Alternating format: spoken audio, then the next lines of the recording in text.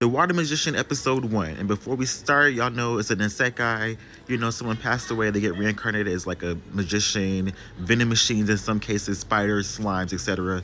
Let's get right into it. So it starts off, we meet Rio. He is like I said, a guy who passed away in a regular human life and now has been reincarnated as a water magician.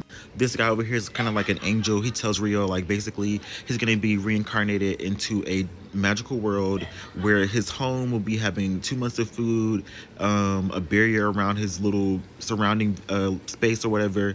Once he leaves that little space, it's not going to be protected anymore. Then we go into Rio training and kind of like getting used to his powers and learning more about his powers and more about the monsters and beasts in the world. We have dragons and Akuma. Both are supposed to be like the very dangerous beasts of the world if you see them run. And before I continue, basically in this world, magic and imagination work hand in hand, and that's why it took him a little bit of time to kind of get his powers to work how he wanted them to work. But as you can see, he was kind of goated from the start because he knew stuff about chemistry. Rio ends up heading into the forest where he fights a boar. He wins and he meets this crazy bird, an assassin bird I think it's called, or assassin hawk.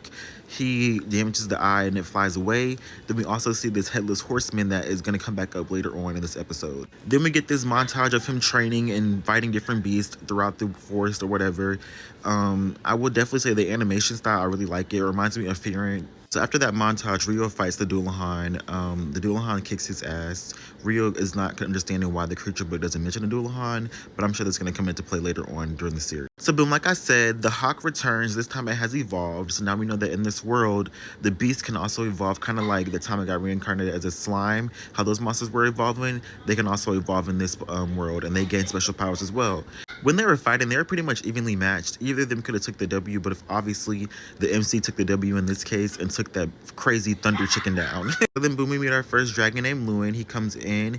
Honestly, he was not as crazy as I thought they were going to be. I thought the dragons were going to be automatically aggressive, automatically territorial, but no, he was actually intelligent.